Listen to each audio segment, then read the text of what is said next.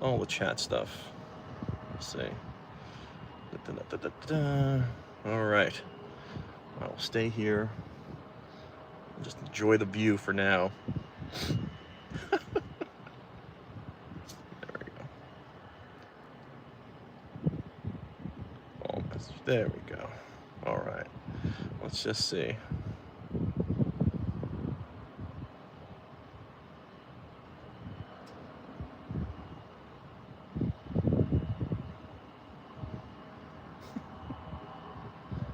Hello.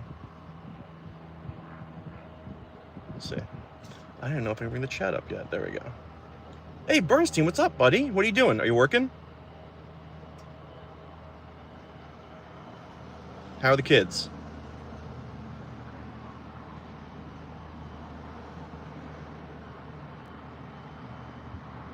I gotta wait for your reply. You can also call me later. That's great. They have a whole new layout on mobile, like this whole mobile device thing. It's crazy. Yeah, working. That's great. That's great, dude. You're one blessed man, Bernstein. I gotta tell you, definitely are. Didn't know. Oh, flight number. I love airplanes. Are you kidding me? Are you kidding? Are you kidding me? Here, just to show you. There's a, I think it's a 737 taking off. 1 second, flight navigator. Hold on for 1 second. Here, you can see it coming. I mean, it looks far away, but they're very close here. Let's see. Hold on can I zoom in? Can I zoom? Yeah, I can zoom in. Here we go. It's coming. Don't you worry. Let's see. There she is. I mean, it doesn't look close, but they're very close.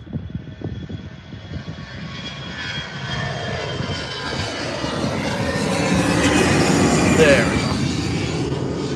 So yes, flight navigator. I go plane spotting as much as possible to relieve stress. And 7 years ago today, we rocked your wedding. Happy anniversary. That was 7 years ago. That was 7 years ago, Scott. Oh my God. Well, happy anniversary. Wow. And it's funny because look, Scott, look at the comment above you. It says, "Sir, I'm really fortunate to have found you through some of the Allman Brothers songs." Well, Scott and I played Blue Sky at his wedding. So that's great. That's great. Yeah, I love plane spotting. Yeah, I do. And here's another plane that just landed. That's so crazy. You can probably hear can you hear the reverse thrusters right there? Wow, 7 years, man. That's awesome. Well, if you guys have any questions, let me know. Like, just let me know, because I'm having a great time. It's a very busy hour at the airport, and I'm plane spotting again. Like, I just love sitting watching planes. This is how I think about StichMethod videos. And my favorite aircraft, it's the A380, only because it's the biggest thing in the world, and I still don't believe that thing can actually fly. But in terms of I just love watching aircraft take off. But besides watching aircraft take off, I also teach guitar. I don't know if you know that. So again, we can talk about anything. So if you have any questions. Wow, 7 years ago. 7 years ago, Bernstein. Happy anniversary, man. That was such a great time. Holy moly. That's great. All right, so any questions? If not, that's great. It means you guys are fans of the channel. Yeah. Oh yeah. The A380 is a huge jet. And here at this airport, the biggest ones you're going to get are 737s. Not MD-80. They stopped making them. But there is one MD-80 type that comes here. Hello, checking in from Denmark to say thank you. Oh, thank you. Thank you for watching from Denmark. That's awesome. If you guys have any topics, I have a new video that I'm working on right now. And in case you don't know, my most hello, Tom. My most recent video is also probably one of my most controversial, but it had to be said. I just can't take people who make theory way too hard for students. Yeah, Scott, give me a call later, okay? We'll catch up. All right. So that's great. Great to see you, man. Take care. Oh, thank you for cutting through all the crap and YouTube music. You're the best. Oh, thank you, man. That makes me feel very, very, very nice. I like to make things very easy to understand because, to be honest, like, things are easy to understand. It's just the intellectualization of music theory, like the snobbery behind it sometimes, really just, I just want to get rid of it. I just want to get rid of it, honestly. Hey, Mark. And it really just, as Peter Griffin would say, grinds my gears. You know, it really does. Music is really easy to understand, and there's so many sources that make it complicated. They just echo all the bad stuff. Okay, so here's a question for me. Okay, well, there's two of them. What approach you take on finding implementing inspiration in my own playing? That's a great question. So I do this thing every morning. Okay, so you guys know Ian Stitch, that's me, right? As the guitar teacher on YouTube. And I will say that I've played in a fair share of bands, and my friend Scott, who was just on here, I was in one of them with him. And my passion is for explaining to other humans the clarity of music, right? I'm going to answer your question. But every morning I wake up with like a riff or a song in my head, right? Like every morning, some sort of groove or whatever. So I sit down, I usually grab an acoustic, and I sit and I figure it out. I kind of analyze, like, afterwards, you know, analyze what just happened. And then what I try to do is I try to pretend, okay, now I hope you understand this, like, from my channel, like, I don't try to be like any one guitar player, you know. I'm not like, you know, you can love Jerry Garcia. I don't want to sound like Jerry. Of course, my playing is influenced by Jerry. I love Trey Anastasio. I don't sound like Trey. I'm influenced, right? And so I try to think about, okay, what would this player put on this riff, this chord progression? How would this player approach it? You know, because all different players approach things differently. You know, if it was, you know, Steve Ray Vaughan, okay, minor pentatonics, thinking about, you know, cutting the measure in half by 2 and playing pentatonics and then chord tones. Or if it was Jerry Garcia, okay, line up the caged chords and connect all the chord tones with chromatic runs. You know, if it was Trey, okay, moving pentatonics with the chords. So I kind of just mess around and keep it sharp, and that way it keeps like what flavors I like, you know, in there. Also, working with students, like working with students, and they have such great questions, that helps my guitar playing, because I have to, not that I have to figure it out, it's just like, oh, it's such a great question, and here's such a great answer, and then I kind of analyze it, sit with it, and it becomes a video. As a matter of fact, I think my next video is based off of an interaction I had with a student. So I don't know if that helped answer your question. How would I approach a solo on acoustic guitar as a solo player? Okay, so that's hard. Okay, so single notes do sound thin. I've had this question many times, and I have a video on my channel about this. Like, how do you solo as an acoustic player when all of a sudden the chords drop out, the beat drops out, and you're playing and it's just fluff? The best thing that you can do here, there's a couple things you can do. Of course, you can have, like, you know, that foot stomp thing where you have like a bass, like drone, boom, boom. When I went to go see Trey Anastasio live, he has one of those. It keeps the beat going so that you kind of can solo, and it keeps the movement going, but you're gonna have to throw some chords in every couple measures. Or you can do like a musical interlude type solo where you're using different chord voicings from however you want to say it. I say from the cage chord system, and I have a video somewhere on my channel about musical interludes. You know, if it was G, C, and D, you could, I'm just going to roll up my window here. It's, you know, I'm going to play G's and D's and C's and mess around with the arpeggios and move up and down and kind of keep this voice-led type of thing close to each other. I might bust into a scale a little bit, but I usually use chord voicings and arpeggios.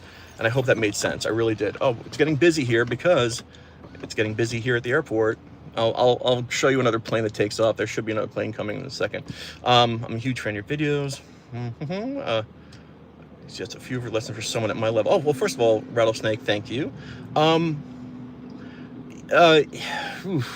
In the Mind of videos, and I think, honestly, everyone's gonna be like, yeah, but my Caged Primer playlist is, I think, awesome. Also, my blues primer playlist. Like, you gotta learn the blues. You don't have to love the blues, but you gotta learn how the blues works if you really want to be like a strong, knowledgeable guitar player. So my blues primer playlist, my caged primer playlist, all the way through.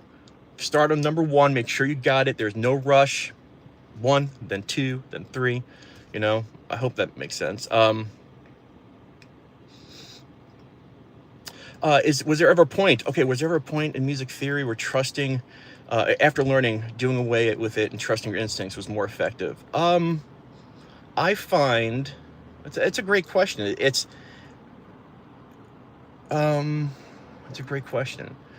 You know, you always want to kind of like put your inner musician first, but to be fair and honest, I have to tell you, like, who's the inner musician in Ian Stitch, okay? Even though I love the Grateful Dead and I love Phish, you know, there are other bands I love like Wilco and Tool and Morphine. Oh my God, the band Morphine. Like, you know, like I love all these bands, and the inner musician in me, the musician that pumps out of my veins is a groove hypnotic musician. I love like hypnotic riffs that I can listen to almost like a mantra, like for like a half hour, where it's just like, it's the same thing. It lets you think, there's no surprise, you can groove, your body moves. So that's what I write, right? And so I wake up, like I said, I don't know if you saw it, I usually wake up and have a groove in my head and kind of like figure it out. And then after I figure it out, like there's no theory in the figuring it out, just hum it, blah, blah, blah.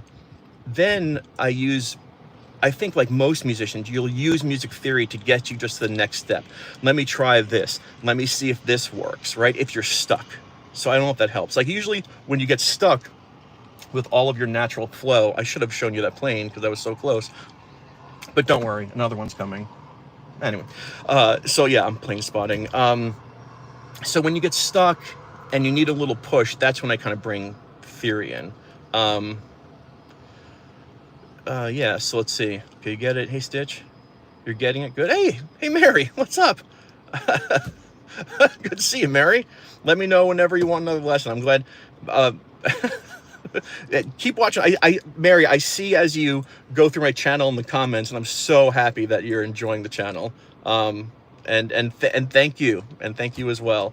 How do you figure out how to add in less obvious notes and to add? Okay, so the less obvious. This is a good question, right? How do you figure in to add less obvious notes? So this is a solid question. By the way, there's a couple of big planes taking off, so in the middle of my rant, I might just flip the camera around to show you some planes because I am plane spotting, and I don't know why.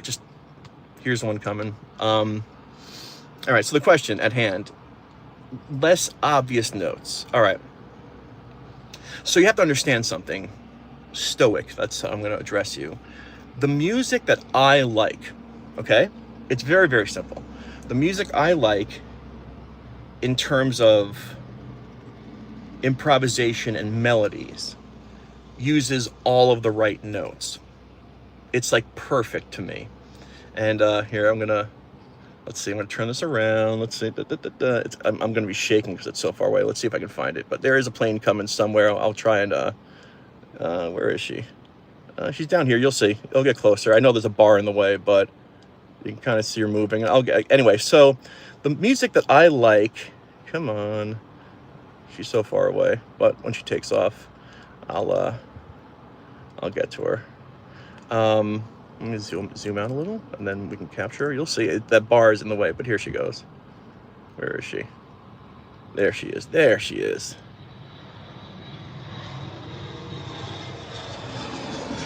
That's there we go. Anyway, all right, back to me. I love this stuff. Another huge plane is taking off now.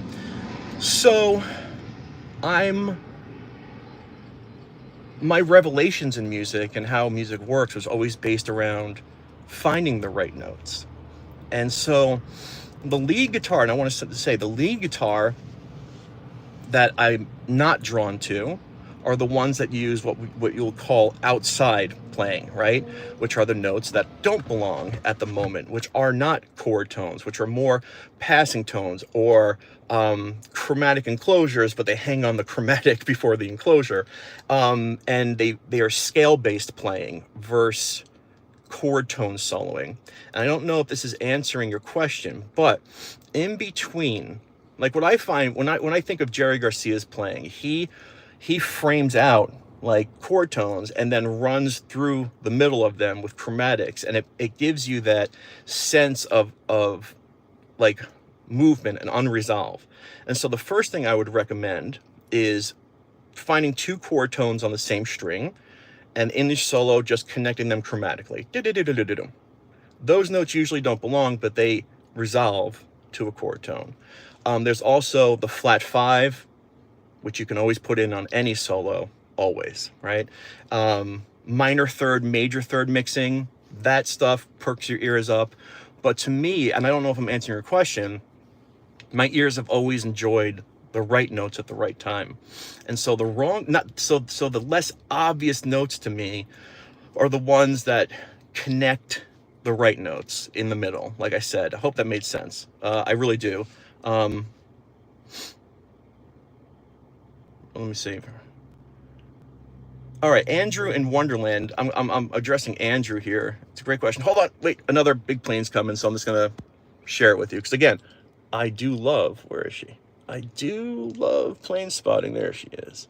And I know it's like, it looks like I'm shaking it, so I'm zoomed in, but I'll zoom out so you'll see. And she's coming. She is coming. I know you're here to learn about guitar, but I have the microphone, so you're going to listen to every word I have to say. Man. All right, back to me. So, Andrew Wonderland, Jerry Garcia. I mean, watch my Jerry Garcia mini masterclass and watch my Caged primer playlist. That's going to help. That's going to help. What airport? SRQ, Sarasota. SRQ. This is like where I relieve my stress. Thank you for your uploads. Well, thank you, Mackenzie. South Asia and Southeast. Wow. Watching from Nepal. That's awesome, man. That's crazy. You're watching from Nepal. That's like around the world, man. That is really cool. Wow. Did I miss any questions? Just keep on asking them. I'm going to be here for another like 5 or 10 minutes. And I figured, is the earth around? Yes. Yes, it is. All right. I'm a man of science. The earth is most definitely round. And so, when I go, it's so funny when I go live and I have a guitar in my hand, everyone's like, play something. And I'm not like a dance monkey type person. So I figured I would say, hey, I don't have a guitar, but I can still answer questions, right? I can still answer all the questions that you have about guitar. So if you have them, let me know.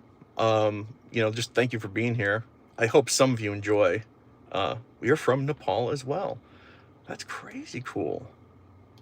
That's awesome. Oh, here's a JetBlue on the taxiway.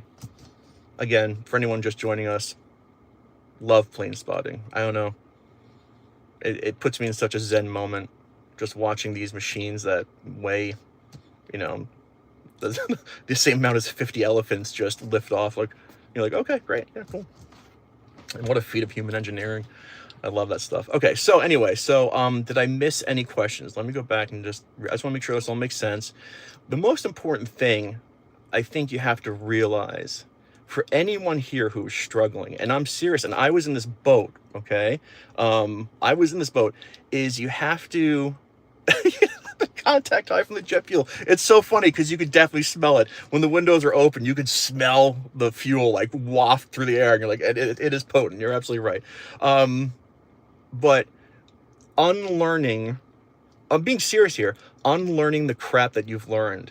And I'm not blaming you, and I'm not blaming your teachers. It's just, there's this thing called music theory, and it doesn't exist. Not that it doesn't exist, it's just, it's out there in the ether, and there's a million different ways to explain stuff. And if You learn something, it might not connect with the same language as what's sitting right next to it. It's like being in a parallel universe, not being able to see the next universe. So being able to unlearn what you've learned and try to find ways that it makes sense as a whole, because music theory makes sense as a whole. Now, shameless plug here, watch my channel, okay? Because everything on my channel relates, well, I'm using my hands here, everything on my channel relates, it all relates to itself. It all relates to how music is this tiny little thing that you can hold in your hand, okay? Let's see, okay, so what are your best options to play after you land on a flat 5? Go to the 5? Yeah, well, it's funny because I find personally, great question, landing on a flat 5 by accident is, like, I don't usually land on a flat 5, you know, I'm playing. If I do, and I'm not trying to sound rude, if I do land on a flat 5, like land on it, it's by accident. I targeted something else and landed on a flat 5. Me personally, I like to use the flat 5 chromatically, 4 to flat 5 to 5. You know, and even, you know, 5 and a flat 6 or a sharp 5 back to a 5. The flat 5 is a very unbalanced note. It needs resolution right away. If you sit on it too much, people are going to, you know, be like, right? So you can feel it, you go to a 5. Then you can hit the 5, and that 5 wants to go right to a 1. So if you accidentally hit a flat 5, you know, you could half step it to a 5, and you can choose whatever one interval you want to target. And I hope that makes sense. So, you know, flat 5s I usually use chromatically, and to be honest, I use them more of a 4 flat 5 to a 5 than I do 5 flat 5 to a 4. I don't know why. That's just me. I enjoy your vids. Thank you. Oh, I'm curious about your thoughts on how to listen to other band members before focusing on yourself to keep your playing engaged and responsive. You know, that's a great question. Listening, there's, you know, that's like tapping your head and rubbing your belly at the same time. Isaac, that's a great question. Like, I'm curious about your thoughts on how to listen to other band members before focusing on yourself. So, you know, one thing that you could do, you know, if you're playing with a band, it's just, and I used to do it, everybody does it. There's another plane taking off, so I'm going to zoom in a little bit. Love this. I love plane spotting. You know, playing with live musicians is a dynamic process because everything changes. A beat can change, a bassist can hit a note that's different, the groove can change, all based on just like a certain vibe that happened. You know, there's an instability there. Okay, so what you want to do is you want to be with a group of live musicians, and you want to be in your element. And I'm just gonna zoom in on the plane taking off because you know me, I love planes. Don't worry, it's there. Where is she? It's coming. You'll see it.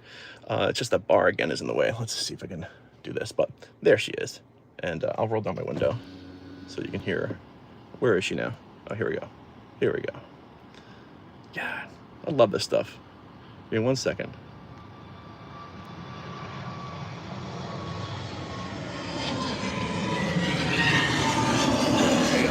All right, so hold on. So that's how I relax. Okay, so you want to be in your element. And actually, I made a video very recently about not overthinking. Not overthinking when you're playing. So I want you to watch that video. What I want you to do is, if you're playing with other musicians, and we're talking about a bunch of musicians that know where you are, like, okay, I'm going to listen to you and I want to like learn, I want to improvise based off of you.